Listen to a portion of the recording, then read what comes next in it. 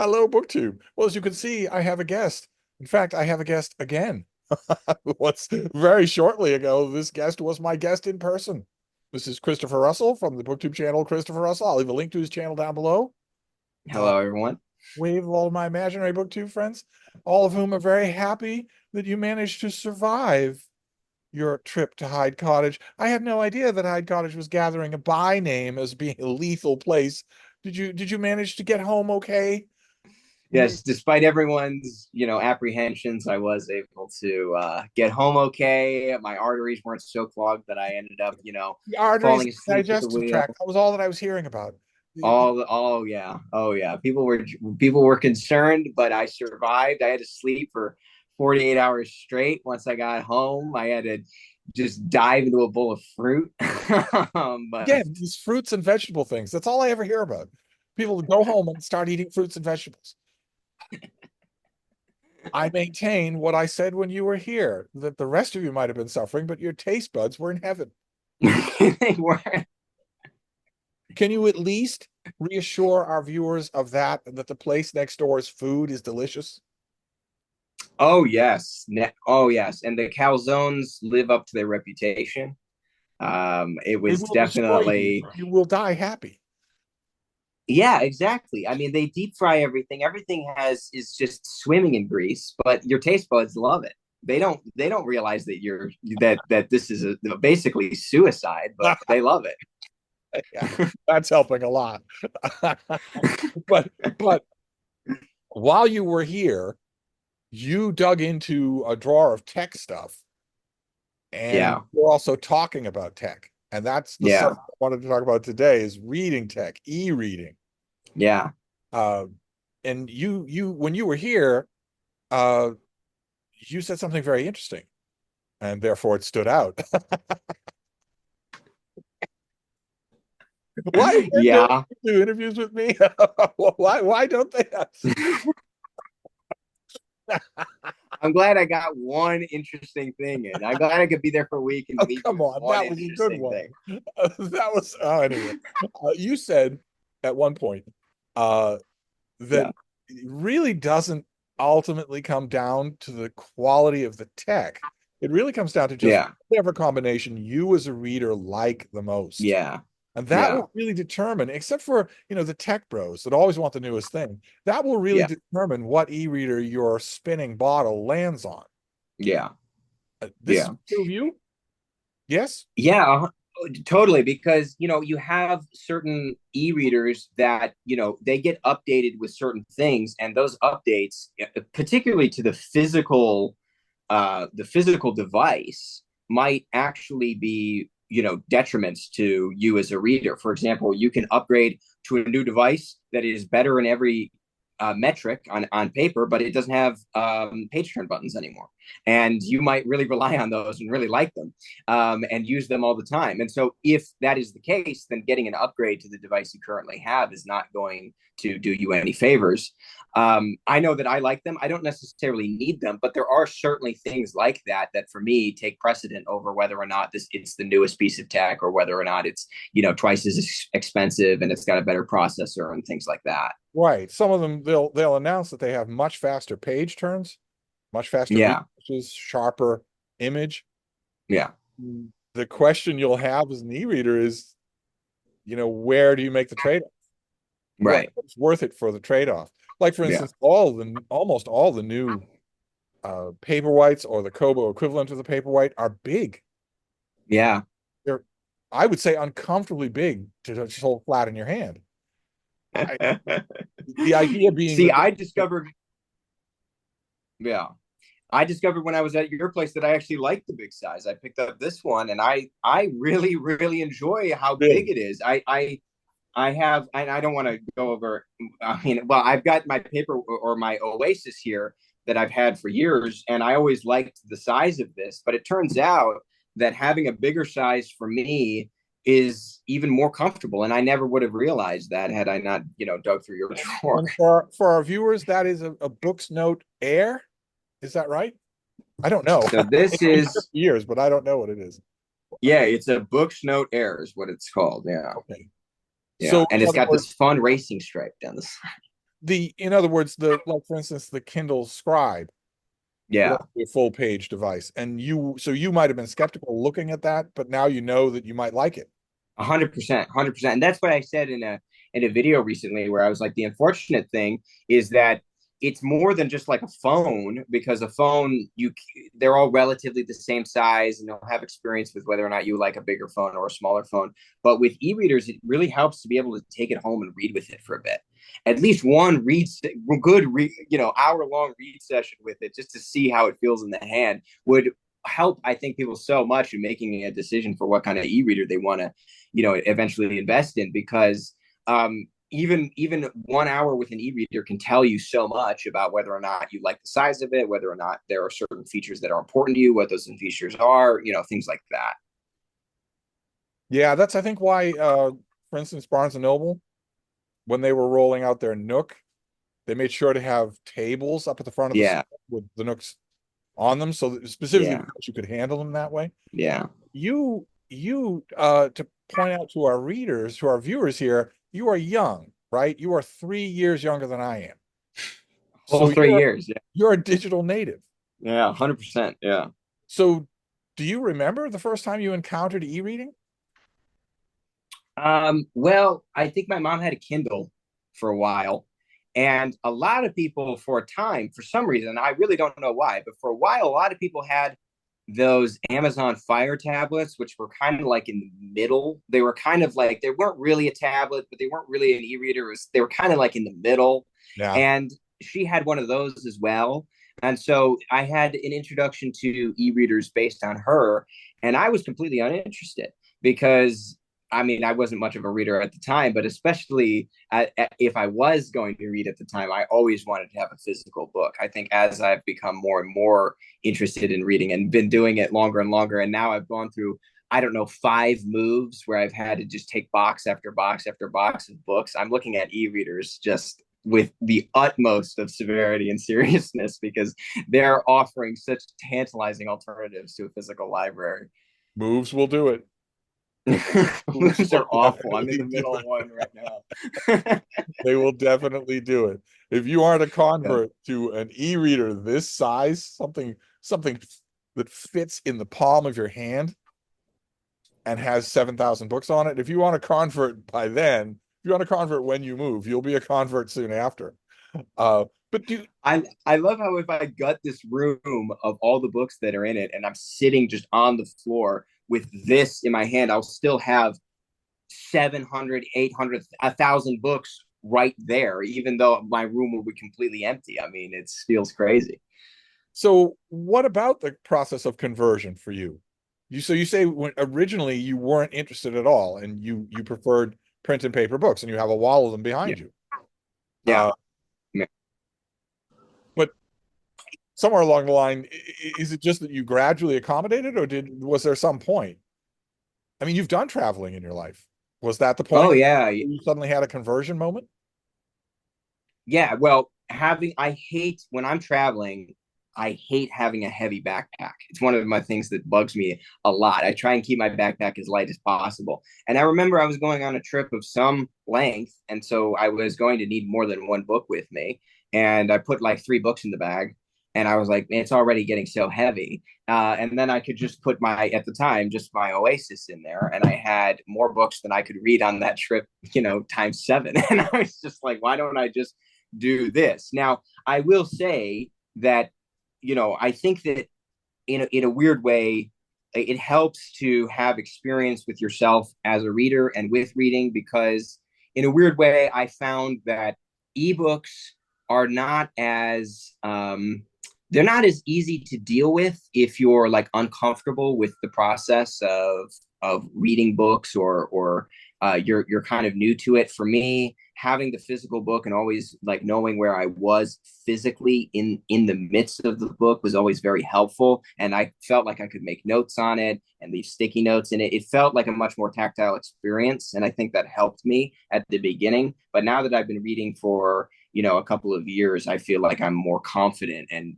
reading from an ebook is not an issue anymore. But that's a significant victory, isn't it? Because your experience with print and paper books is extremely tactile. Yeah. Put all those flags in your books, lots of. Yeah. Yeah.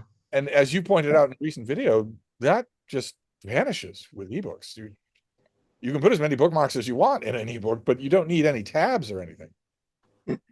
Yeah, exactly. And you can hit a search function and look within a book for exactly what you're looking for, which Yes. is a phenomenally useful. Yes. In my experience with crusty old book critics who originally took the line, no, it's not print and paper, it's not a real book. Yeah, you'll never get me Yeah. doing it. One by one, they fell, and when they fell for that reason. Exactly.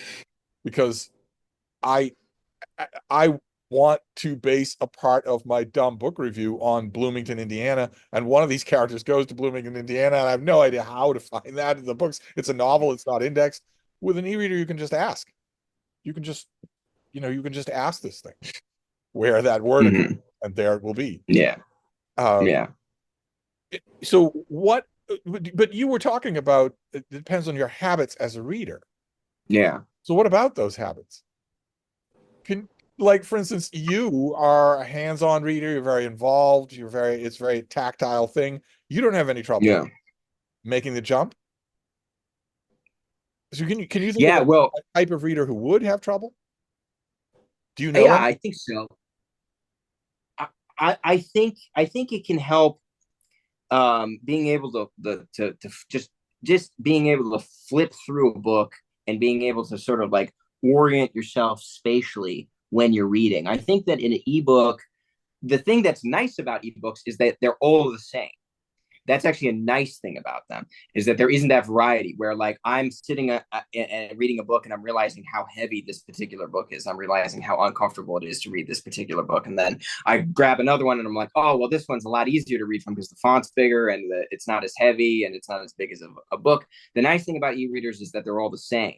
But the only kind of downside of that is that you lose, I think, some of the feeling of that you're reading an individual work that is kind of particular in its own way or peculiar in its own way, because it doesn't have that sort of tactile feedback that any book will give you of like, well, it's a paperback, but it's slightly bigger of a paperback than you might usually read from, or slightly wider, or the font is a little stranger. I mean, that can add to, I think, the reading experience, and I think some people might miss that. I've noticed that myself on ebooks. One of the main things I've noticed is that endings come up out of nowhere. In a print and paper, Yeah, yeah, don't come exactly. up out of nowhere because you Yeah. can see it coming the whole time. Oh, yeah, It's yeah, made me pay more attention to whether or not the author is managing the plot correctly in a way that I wasn't paying yeah, attention, yeah, yeah, or because I was doing a lot of the plot management myself, not the author, but me. I was saying, well, you got to be near the ending because I know physically yeah, why the book can't go in any longer than the last page. Uh, but yeah, yeah. ebooks, yeah, you can't. No one can see what you're reading, and they all look exactly the same. So you could be reading a long, boring book on the Reformation, or perhaps a long, fascinating book on the Italian Renaissance. Perhaps a great big novel set in the Italian Renaissance. Something where when it was a book of the month club and sold like crazy and was America's favorite book, all the people who read it and loved it were saying, God, this is long. Imagine what Yeah, those people would have thought having a miracle of technology to just hold it like that. yeah, yeah. Thrilled they would have been. Oh my goodness, yeah. Well, and you bring up a good point too, where you can adjust depending on what device you have. You have uh, various abilities to adjust it, but you can adjust how much on the screen you see as well. Like you can have it so that you can always see a time, or how many pages you have left in a chapter, or how much battery is on the device or whatever. I always like to turn all of that off. Me So too. when I got this device, I spent a fair bit of time making sure that and I'll try and boot it up real quick right now, actually, but I tried to make sure that when I got this device, to just set it so that it was just the text on the screen and there wasn't any information around the edge of it, because a lot of that's pre-programmed on, and it was kind of you had to go into the settings to disable all of it. I tried for an hour to get it to do anything that I wanted it to do. I tried to domesticate it. You did it in 15 minutes. I was cursing at the thing in Gaelic.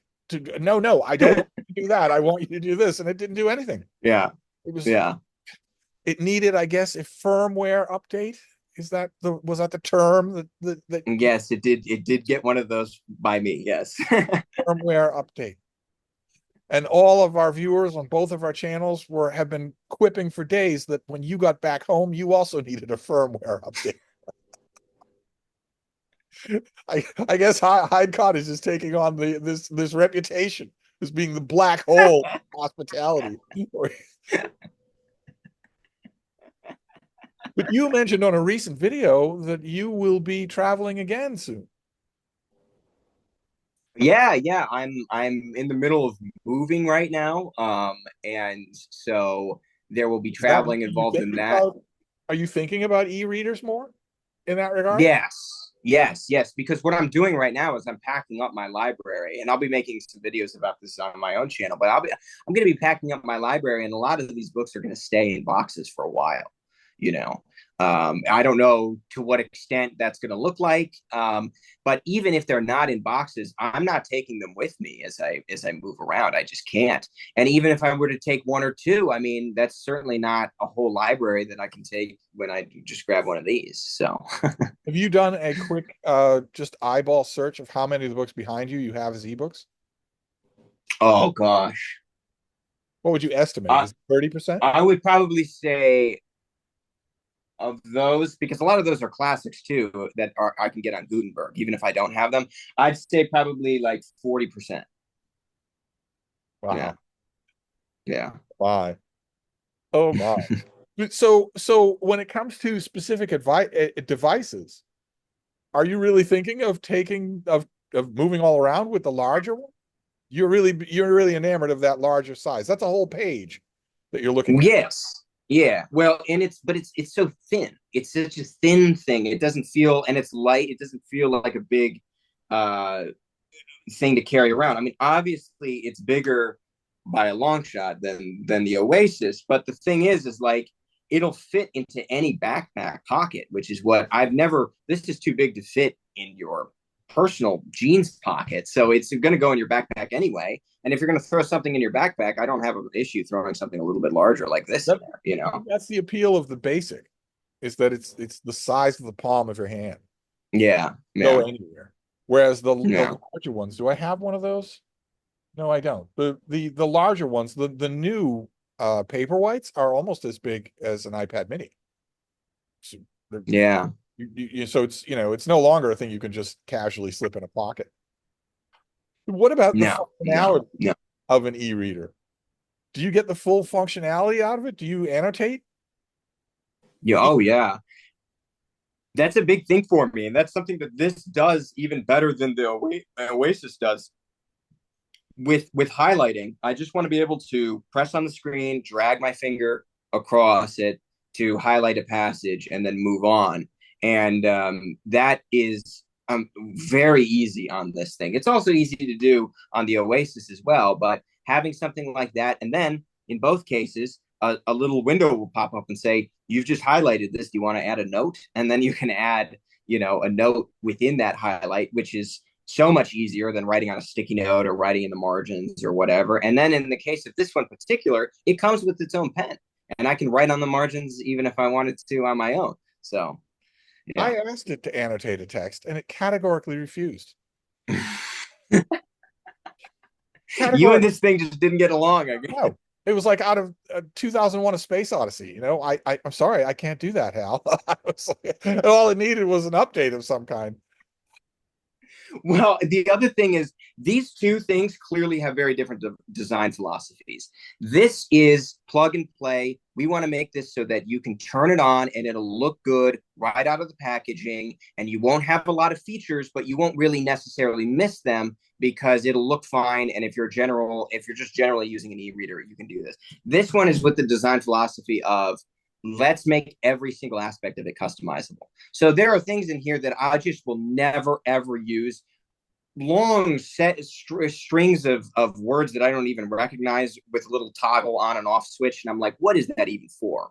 I mean, so this Oh, is my. for situations where you want to be able to go in and affect everything. I mean, I can go in on here and adjust so much about the screen that I'm looking at that I could never do. I can set different design profiles. So if I want to have this in the original profile or a night profile or customizable one, two, bold. I mean, there's so many things I can do that I can't do on the Kindle, which can be overwhelming. And it can actually be a disadvantage when you're using a device like this, because it can feel like, you have to get it to a point where it's usable for you. And this comes usable for most people, right out of the box. So surely all that customizability means that you're to a certain extent future proofed with the bigger device.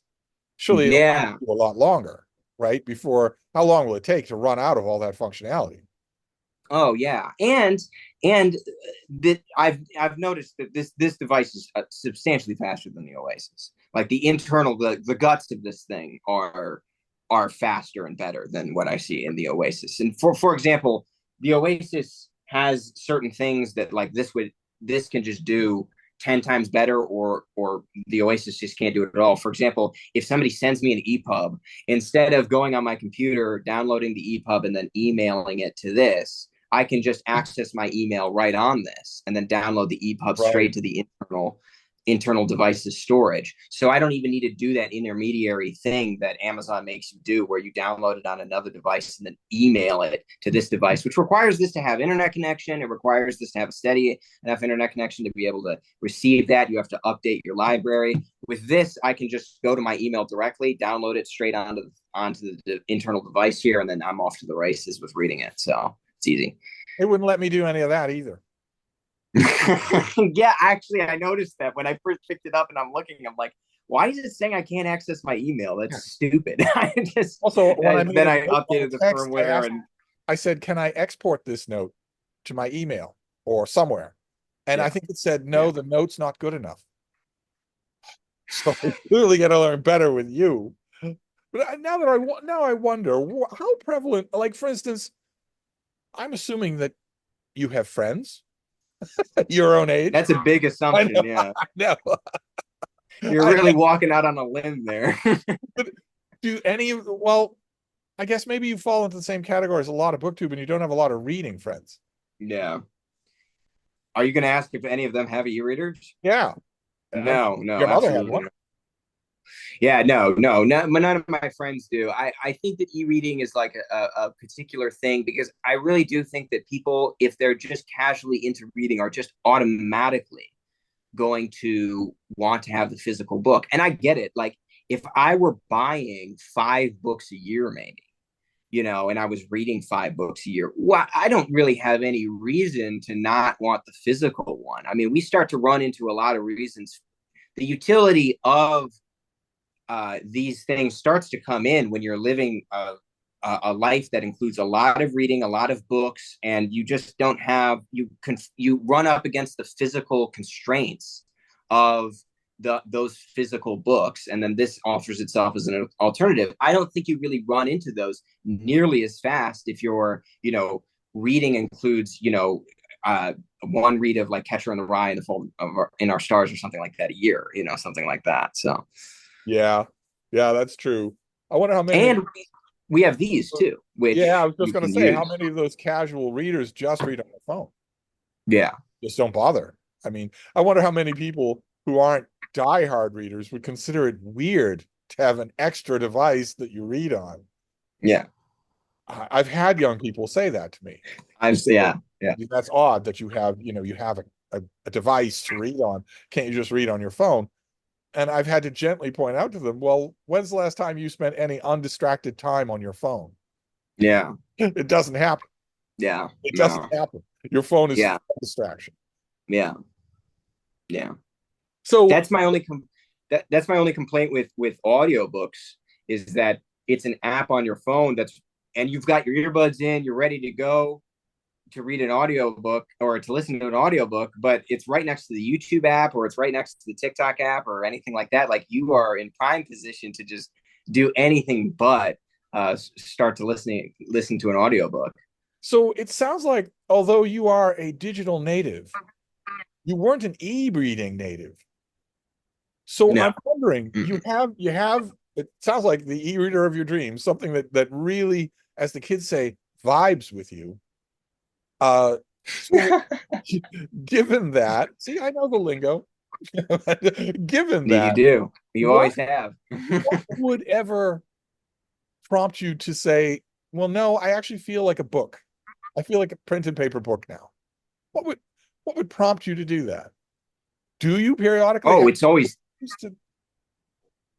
yeah. It's always things like trips to the Brattle or trips to the my half price books near me. I mean, you're going there and you're getting books, and if I see a book there that is, I'm kind of on the fence on, and I know that it's on Gutenberg or I can get an e-copy of that pretty easy, then I won't get it. But there'll be things that I'm like, there's no way I can pass that up. And it's related to the scarcity of it, or the fact that it's a good deal, or the fact that I never see it anywhere and it's just popped up, Okay, it's stuff like related to that. all of those factors, but not to the factor that I was kind of edging towards, which is the physical experience. So it's not about the physical Yeah, experience. but no, not really, not No, anymore for me, how interesting. because I mean, for example, reading in bed is the pastime of readers since reading was a thing, and we all love it. And if you gave, I don't know, Alexander Pope a an e-reader, he'd probably freak out. He wouldn't have to light a lamp every time he wanted to read in bed. Or I mean, it's the same thing with in the modern day. I mean, why deal with a do I have it with me here? No, like those book lights that Oh, are horrible, it's a, or lamps. I mean, it's a mess. It's not. I don't think it. I think maybe there's an aesthetic appeal, but I think practically speaking, reading on an e-reader is just easier in every way. So for me, if I get a physical book, it's not like I'm disappointed to have it. I'm absolutely not, and it's not like I'm not looking forward to reading it because it's in a physical book. But I'm not exulting in the experience of reading from a physical book. I'm happy that I have this book, and I just happen to have it in a physical form, so I'll read it that way. does it pine? Do you pine for it? Like, for instance, you just got that big fat paperback of The Closing of the Monasteries. Yes, yeah, You're 600 pages into that, and you've got 250 more pages to read. Are you going to be pining for your book's note? probably. Particularly with that book, because for some reason a lot of Yale University Press paperbacks suck, and that one does too.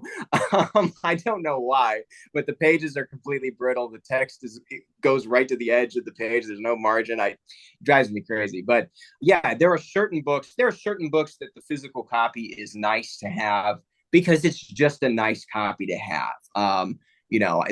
There are plenty behind me that are super cool. But at the end of the day, if the book is falling apart or it's not printed well, or any number of things that can befall a physical book, I'm going to start really wishing that I had an e-copy of it. But I assume there are physical books that won't do that. I think the Yes. kind we both love. Oh A yeah. big paperback with a really floppy binding and the French flaps and the deckled edges.